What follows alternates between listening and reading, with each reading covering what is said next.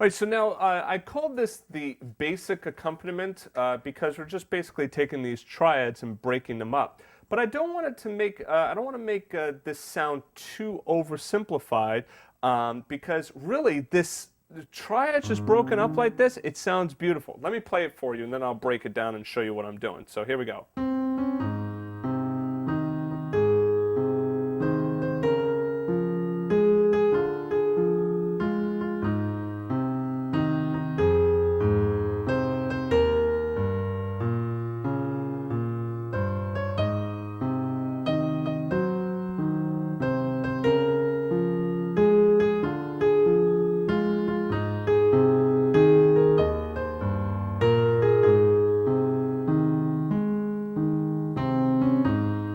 And we start over again.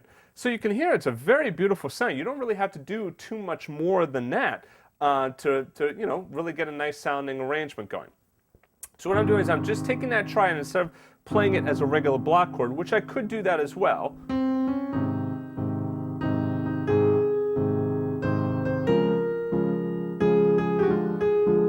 So I could, play them like what could be called 4 to the floor, in which you're just playing it on every beat like that.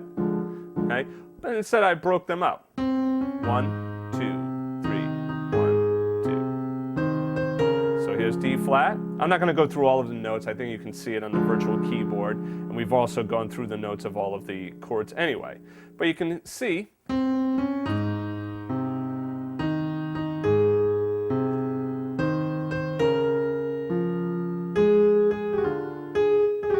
you want to do that as well, that little chromatic approach.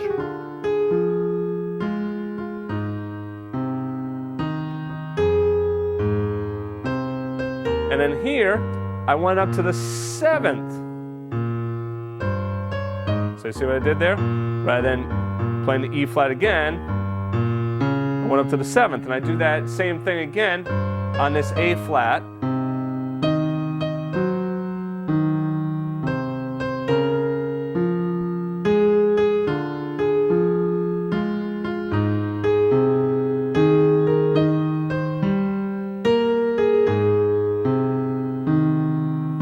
Then I went up to the root there. I could have just repeated this again, but just to break it up a little bit, right? So that's a real nice accompaniment pattern. Now another one I'm going to show you is that you can just do root 5 root. That works beautifully as well. Or root 5 3 as well.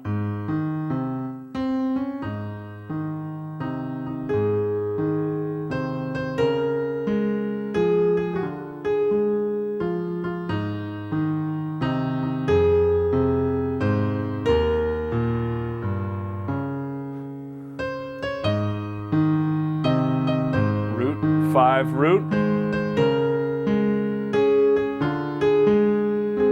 Remember the 5th for the D flat is the flatted 5th.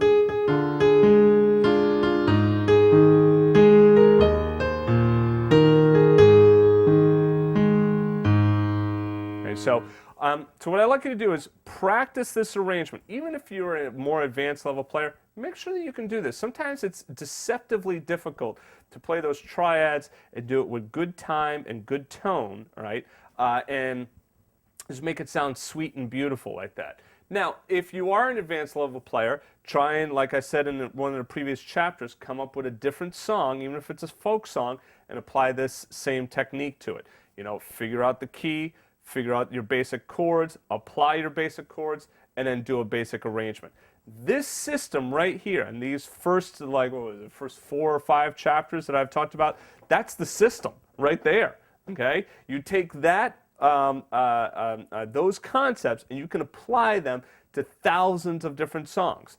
Start with the melody, learn the melody, figure out what key it's in, okay? Then apply some basic 1, 4, and 5 chords, maybe throw in a 6, a sharp 4 diminished, 2 minor, whatnot, okay? And then create this simple arrangement. There's your basic song right there. Now the rest of this lesson, what I'm going to do is I'm going to get into some more advanced techniques and talk about how we can, kind of reharmonize this and do some more, jazzy kind of stuff to it. All right. But there's your basic song right there. All right. So make sure that you can play this nice and, flowingly. Okay, and if you can, try and commit it to memory, and now you got another song you can add to your repertoire. All right, so see you in a minute.